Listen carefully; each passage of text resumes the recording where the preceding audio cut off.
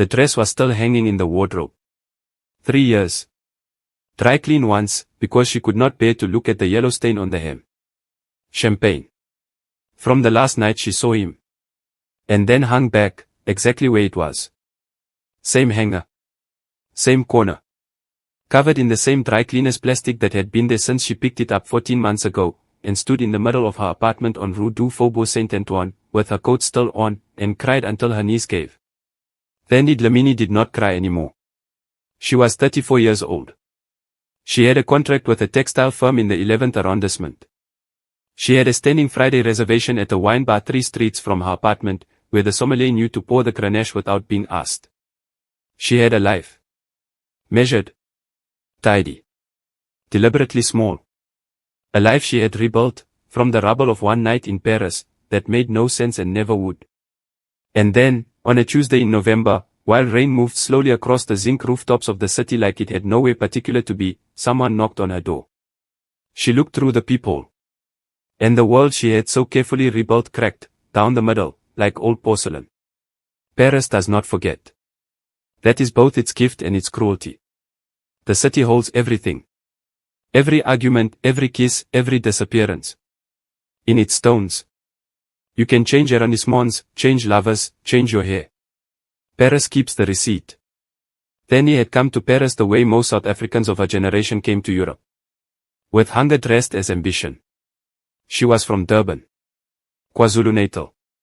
The kind of childhood where the ocean was always visible from the hill, and the air smelled of salt and sugarcane, and the particular exhaustion of a family that had worked hard for 2 generations and was still, somehow, only almost comfortable.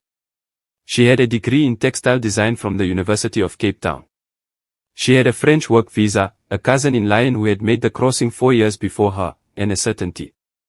Quiet. Unshakable. The kind that lives below language. That her life was somewhere other than where she had started it. She did not expect Nyovest Kumalo. Nobody expected Nyovest. He was Zulu, like her. Born in Soweto. Raised partly in Johannesburg and partly, through some complicated family arrangement involving a grandmother in Richards Bay, on the coast. He had the kind of face that Paris suited perfectly. Sharp jaw. Easy stillness. The quality of a man who occupied space without needing to explain himself. He worked in procurement for a South African mining firm, with a Paris satellite office. He wore suits that fit. He laughed at the right moments. They met at a braai. A proper one. The kind the South African expat community assembles twice a year, in some too small Parisian apartment, with boer sauce from a specialist butcher in the 15th, and Kessel lager that costs 3 times what it should and tastes exactly like home because of it. She was standing near the window with a paper plate she wasn't eating from. He stood next to her and said, without preamble. "You also don't know anyone here, Annie?" She said. "I know everyone. I just don't want to talk to them." He laughed. It was a real laugh. Not the social kind. Not the kind that Paris men deployed as currency. Real. It started in his chest and came out crooked, and completely unguarded. She was finished. Right there. Though she would not have admitted it for another 3 months. They were together for 2 years before the proposal. He did it badly. No grand gesture. No staged moment. He simply sat across from her at their kitchen table, on a Sunday morning, with coffee going cold between them, and said, "Thandi. Marry me. I'm asking you properly, don't make it strange." And she had laughed, and said yes, and then cried. Which she would have died before admitting to anyone. The wedding was set for a spring Saturday in Paris. Small. 30 people. A civil ceremony at the mairie of the 11th, dinner after at a restaurant in the Marais they had been saving toward for a year. Her mother flew from Durban. His sister came from Johannesburg. Then he wore a dress the color of bone. Not white. She had always disliked white dresses. Too much performance. With a neckline that her mother called Saishiza, under her breath, and then pretended she hadn't said it. The anniversary dinner came first. 1 year to the day of the engagement. 2 weeks before the wedding. His idea. He had booked a restaurant near the Place de Vosges, the kind of place where the menu has no prices, because price is considered impolite. He said it was a rehearsal for being happy. She was at the table by 8. He never came. She waited 2 hours before calling. His phone rang from somewhere. She could hear the faint, muffled pulse of it when she called, which meant nothing and everything. And then went to voicemail. She called his sister. She called his colleague. A man named Bertrand, who had the social warmth of a tax form, and who told her, after a pause that lasted 1 second too long, that Nyovest had left the office at 6. As usual. She called the police at midnight. The Parisian police, who had seen everything and were moved by very little, took her report with the efficiency of people processing paperwork, rather than a woman unraveling in real time. He was an adult. There was no sign of violence. He had not been reported at any hospital. He had, from what they could determine, simply stopped. His apartment key was on their kitchen counter. His passport. South African. Burgundy. 2 pages left before renewal. Was in the drawer of his bedside table. His clothes were in the wardrobe. His laptop was on the desk. Open. A document half finished. He had left his whole life sitting exactly where it was. Like a man who had stepped out for bread and would be back in 20 minutes. The wedding was cancelled. Or rather, it dissolved. Her mother flew back to Durban with the kind of silence that held more grief than most people's loudest moments. His family made calls from Johannesburg that Thandi answered, sitting on the bathroom floor, because the bedroom felt like evidence. The police investigation lasted 4 months before it was quietly downgraded. Nyovest Kumalo. 37 years old. South African national. Resident in Paris. No body. No border crossing recorded. No bank activity after the evening of November the 3rd. No CCTV capture beyond the exit of his office building at 6:14 p.m. He had walked out into Paris. And Paris had swallowed him whole. Grief in Paris is a particular thing. The city does not accommodate it. There are no wide flat spaces where you can let it out. Everything is compressed. The streets narrow. The apartment small. The sky visible only in careful slices between rooftops. You grieve here in close quarters. You grieve quietly, or you grieve in a way that inconveniences everyone. And Paris has opinions about inconvenience. Thandi was not a woman who fell apart in public. She was not, in honesty, a woman who fell apart at all. She was the kind of person who converted devastation into function. Who processed pain by making lists, and working late, and reorganizing the furniture. Her therapist, a Senegalese woman on Rue de la Roquette, who charged Thandi more than she could comfortably afford, and was worth every centime, had a name for this. Productive dissociation. Thandi called it surviving.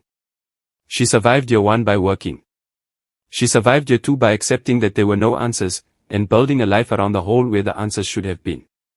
By year 3, she had almost convinced herself that the man she had loved was gone, in the permanent sense.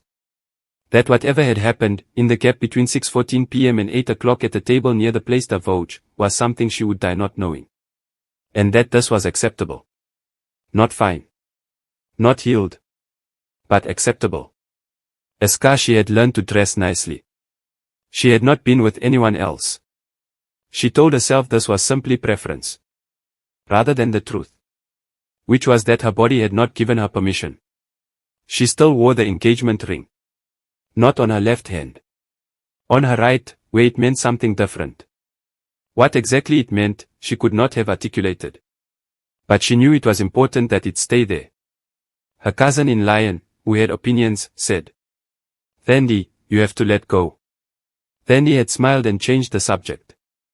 She was extremely good at changing the subject. The job was good. The wine bar on Fridays was good. She had friends. Not close ones. Not the kind you call at 2 in the morning. But the kind who knew what you took in your coffee and whether you wanted company at an exhibition. This was enough.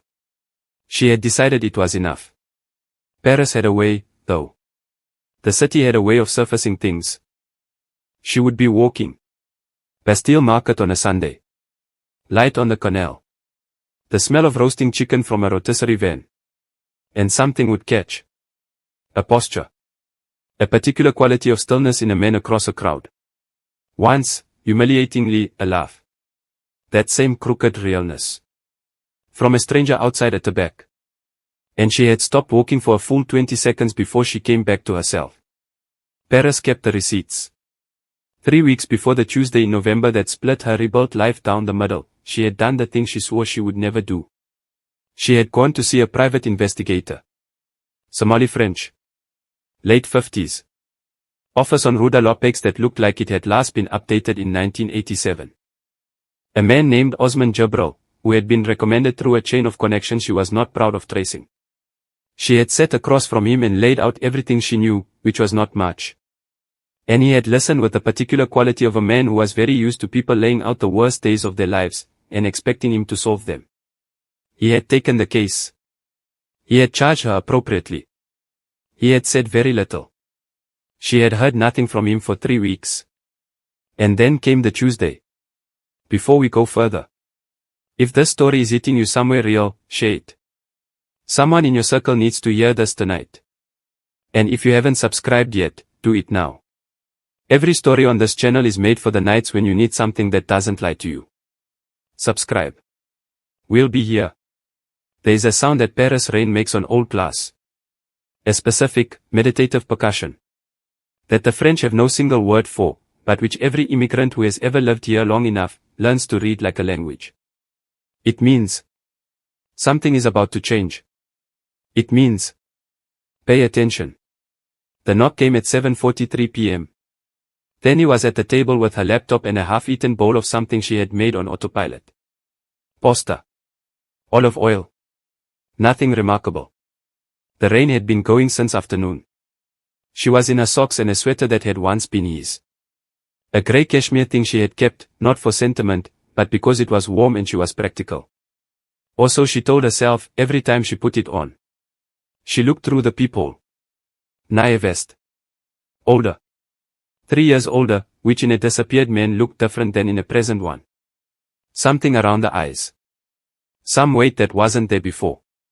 Thinner. Hair shorter. But unmistakably, impossibly, undeniably him. She stood at the door for 30 seconds without moving. He knocked again. 3 times. The same way he had always knocked. Slightly too hard. Slightly too impatient. The knock of a man who assumed he would be let in. She opened the door. He said. Thandi. She said nothing. She looked at him the way you look at something you have rehearsed in your mind 10,000 times, and which is, in reality, completely different from all 10,000 versions. Then she stepped back. Not to let him in. To stop herself from doing something she would have regretted. She was not sure which direction the regret would have traveled. He came in anyway. He had always been like that. He looked around the apartment. It was the same apartment. She had changed almost nothing, which she suddenly wished she had. He looked at the walls. The table. The kitchen counter. He looked at the wardrobe in the bedroom through the open door. And she knew, because she knew him, had always known him the way you know someone you have studied for years, that he had registered the dress. He sat down at the kitchen table without being invited. She sat across from him. The exact same configuration as a Sunday morning, 3 years ago, when he had said, "Marry me, don't make it strange." She said, "You have one time. One time to speak. And then I decide what I do with what you say." He nodded. And then he told her. It came out slowly. Not because he was choosing his words. She could see that he wasn't. She could see that whatever the story was, it had been rehearsed and then abandoned, and what was emerging was the actual thing. Unrehearsed. And consequently more terrible. He spoke in the mixed register they had always used together. Zulu when something had no English equivalent. English when precision mattered. French, occasionally, by accident. The way you absorb a city's tongue without meaning to. The short version was this. He had borrowed money. Not small money. The kind of money that carries a different quality of risk. Sourced from men who did not use contracts and did not use courts. Men connected to a network that moved between Johannesburg and Paris and 3 other cities he named that surprised her. He had borrowed it 2 years before they met. He had been trying to clear it before the wedding. He had not cleared it. On the evening of November the 3rd, 3 years ago, he had received a call at 6:14 p.m. She noted the time. It was the exact time he had left the office, telling him that if he did not relocate within 24 hours, the debt would be collected from the people around him. He had believed them. He had reason to believe them. He had not. And here his voice changed. Thinned. Became something she did not want to look directly at. He had not been able to call her. He had not been able to warn her. He had been told, explicitly, that any contact would be considered evidence that she was involved, and would be treated accordingly. He had been in contact with his sister twice. Brief. Encoded. For 3 years, he had been moving. Amsterdam. Brussels. A period in Berlin. He had a new name on documents he did not want to detail. He had been working toward resolution. Resolution was the word he used, and she hated it. And 3 weeks ago, through channels he would not specify, the debt had been settled. He was, he said, free. He had come back to Paris. He had come back to her. Thandi sat with this for a long time. The rain continued its commentary on the glass. Then she said, "Did you think about me?" He said, "Every day." She said, "That's not what I asked you. I asked if you thought about what happened to me. What those 3 years were. Not whether I was in your head, Nyovest. Whether you thought about what your leaving did to me." He was quiet. She said, "My mother sat in this apartment and helped me pack your things into boxes. Your sister called me from Johannesburg, and we cried together on the phone, and then we stopped calling each other, because it hurt too much. I cancelled the wedding, and I never told anyone why, because I didn't know why. I went to the police. I went to a therapist. I sat in this exact chair and wondered every version of what happened to you. I wondered if you were dead. I wondered if I had imagined you." She stopped. She said, "You had your sister. Twice. You could not find one way. One. To let me know you were alive." He did not answer. Which was itself an answer. She looked at him across the table. This man who had been her whole future. Who was sitting 3 feet away from her, looking older and more broken, and still, infuriatingly, somehow familiar. And she felt something shift. Not toward him. Not away from him. Sideways. Into something she didn't yet have a name for. She said, "I need you to leave." He said, "Thandi." She said, "Tonight. I need you to leave tonight. And I need you to not come back until I tell you to." He looked at her. He was looking for the version of her that would soften. That would weigh his reasons against her grief and find them sufficient. She had been that woman once. She had been that woman, the Sunday morning at this table, when she said yes. She was not that woman now. He stood. He picked up the jacket he had draped over the chair. He moved to the door. He stopped with his hand on the handle and said, "The ring." She looked at her right hand. She said, "I'll let you know." He left. Paris in November is the city at its most honest. The tourists are gone. The light is low and grey and makes no promises. The city does not perform. It simply exists. Old. Layered. Magnificent. Indifferent. And it requires the same of you. No performance. No pretending. Just the actual weight of your actual life. She sat at the table for a long time after the door closed. She did not cry. She had not cried in. She could not remember exactly. Months. The capability had not gone. It was more that it had moved somewhere deeper. Behind something. Accessible in theory, but requiring an effort she had not felt called to make. She thought about what a French writer would call le retour. The return. There was a whole architecture of French cultural feeling around the concept. The lover who comes back. The country reclaimed. The past that does not stay past. France was built on the romance of returning. All its greatest stories hinged on it. But she was not French. She was Zulu. From Durban. And in her bones, beneath the 3 years of Paris that had shaped her accent and her wine preferences and her capacity for structured silence, there was a different understanding of what a person owed another person. Ubuntu was not a poster. It was not a word you put on a motivational calendar. It was a reckoning. I am because we are. And what he had done. Leaving her in the dark, letting her grieve a living man, choosing her safety in theory while abandoning her in practice, was its own kind of violence. Quiet. Extended. Dressed in sacrifice. She could understand the fear. She could map the logic. She was an intelligent woman, and the logic was not without sense. But understanding was not the same as accepting. And accepting was not the same as returning to who they had been, before a Tuesday in November, 3 years ago, when she last looked through a peephole and cracked. She picked up her phone. She called Osman Jabro. He answered on the third ring. Which, for a man who charged what he charged, was either dedication or coincidence. She said. He came back. A pause. Then. I know. I was going to call you tomorrow. She said. What do you know? What he knew was more than she had expected, and less than she needed. The debt was real. The resolution was real.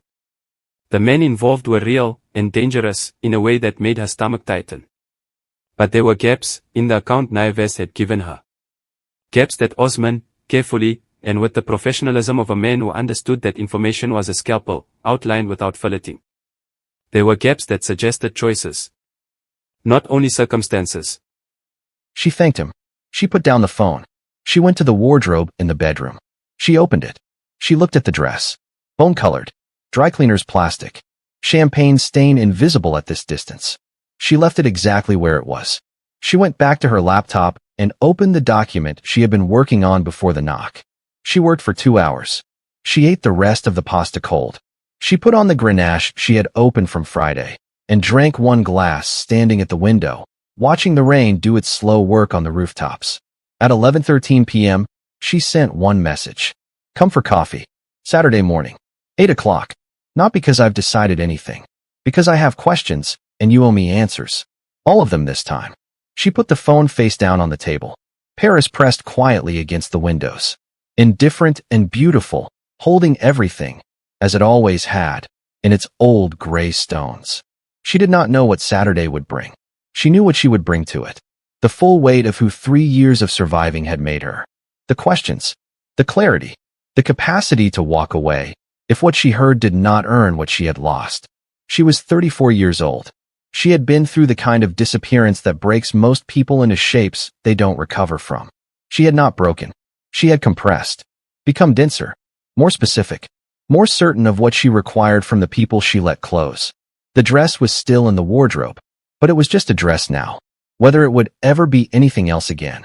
That was a question for 8 o'clock on Saturday. With coffee between them. And no more hiding. And no more silence that costs only the person who stays. Paris could wait. She was done waiting. That's where we leave Thandi tonight. Not broken, not healed, but standing. Exactly where the real ones stand. If this story moved something in you, share it right now. Someone you know needs this tonight. Subscribe.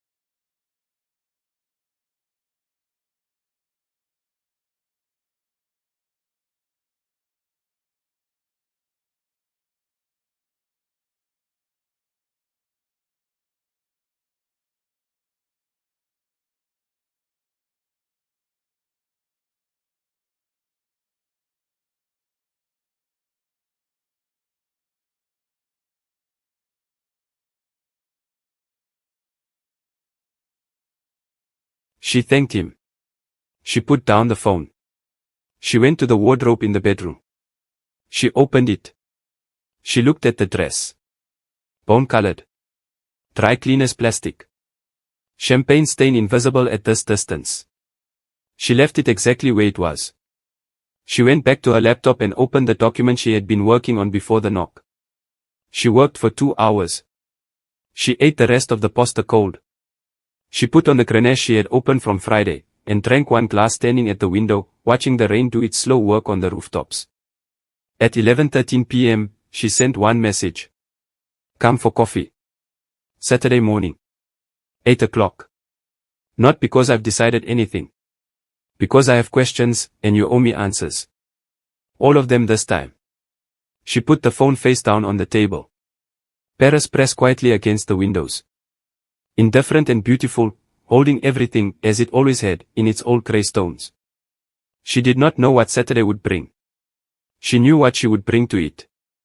The full weight of who 3 years of surviving had made her. The questions. The clarity. The capacity to walk away, if what she heard did not earn what she had lost. She was 34 years old. She had been through the kind of disappearance that breaks most people into shapes they don't recover from. She had not broken. She had compressed. Become denser. More specific. More certain of what she required from the people she let close. The dress was still in the wardrobe. But it was just a dress now. Whether it would ever be anything else again. That was a question for 8 o'clock on Saturday. With coffee between them. And no more hiding. And no more silence that costs only the person who stays. Paris could wait. She was done waiting. That's where we leave Thandi tonight. Not broken, not healed, but standing. Exactly where the real ones stand. If this story moved something in you, share it right now. Someone you know needs this tonight. Subscribe if you haven't yet. Every story on this channel is written for the people who stay, when they had every reason to go. We see you. We'll be back with another one soon. Don't go anywhere.